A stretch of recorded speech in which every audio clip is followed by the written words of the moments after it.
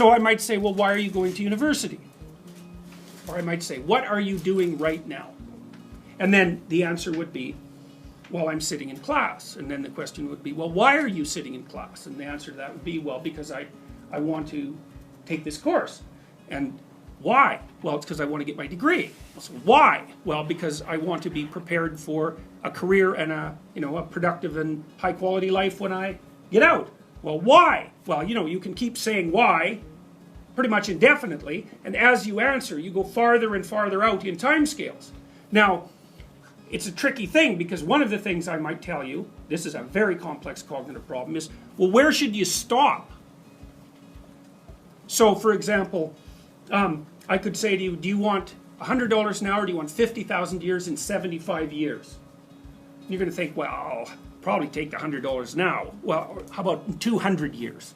It's like, well, I'm not going to be there. I'll take the $100 now. Well, so obviously thinking out 200 years is not that helpful.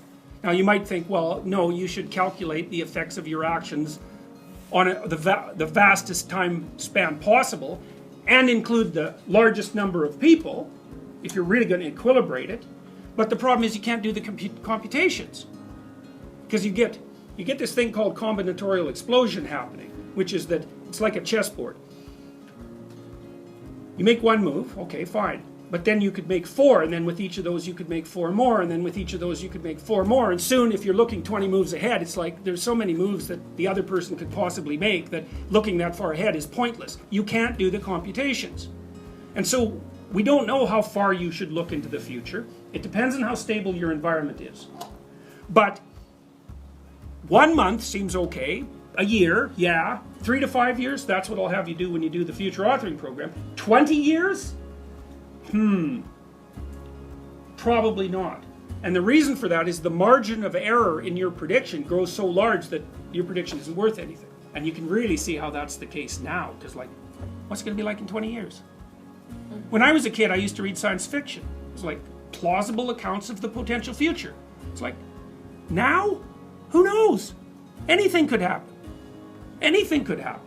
You could be 3/4 robot in 20 years. You could have a lifespan of 10,000 years. I mean, we just do not know. We could be living in caves again with everything in ruins. We don't have a clue what's going to happen.